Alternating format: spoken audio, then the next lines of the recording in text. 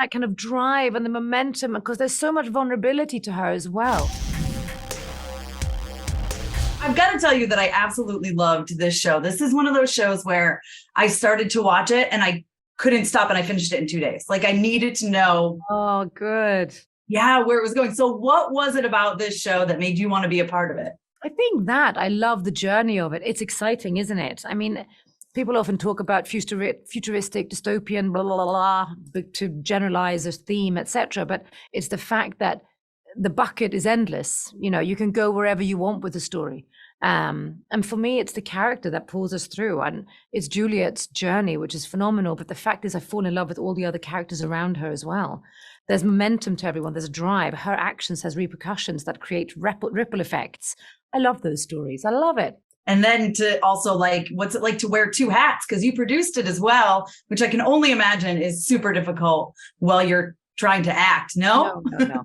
I can pretend, not at all. That is not my job. I literally had a couple of thoughts, ideas, and Graham, basically Joost, the line producer, said, you know, I think that want to offer you the possibility of being part more creatively. And I've never done that. And I think for me, I'd come to a point where I felt we always have to trust people in this world where we do what we can do best, but you know, they can edit whatever they want later. So you have no power. I don't have power over this, but I can learn and I can be in the rooms and I have the right to be a part of it, and they listen. So I'm learning to be a producer. That's basically what I want to do. But that hat is off and I act.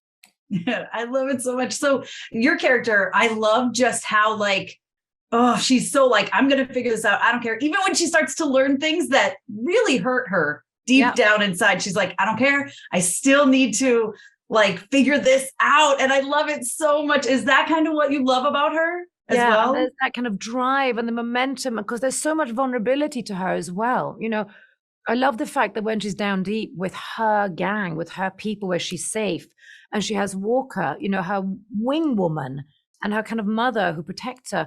And then when she leaves that environment for various reasons, she's like Bambi on ice, and she has no one to talk to. She has nothing. She's out of water, fish out of water. And then all of a sudden, all these revelations come, and the lies and this unraveling, and this person who we've seen is so powerful and good at her job has no tool, has nothing to fix, and gradually just has to figure it out by herself. And all she wants to do is probably just lie down and cry, but she just pushes through.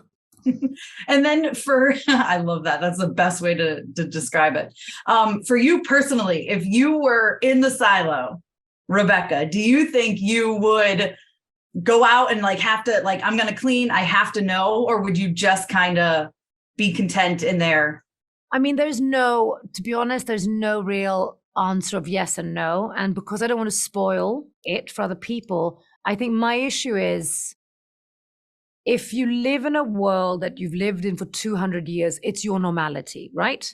So it's kind of putting us in the world that we live in today and saying, Ed TV, was it a Truman Show? What if what you think is the sky is actually a bubble? You know what I mean? It's kind of, you have to put into perspective what your reality is and then go, do I want to know? It's like people taking those tests. Do you want to know what diseases you might have? Like, yeah. Do you want to know? And I think I would, but I might push other people first and see what happens. Yeah. Let's just call a spade a shovel and then make my decision. So if you go first, I'll follow you. I have your back. I love it. That's so great. I'd probably be the same way. You test it out first. We'll see how it turns out. Look safe. Yeah, Well, thank you so much for your time. I appreciate it. I got to tell you, I'm really looking forward to Dune Part 2 as well. I think you're phenomenal. I love all your work. So thank you.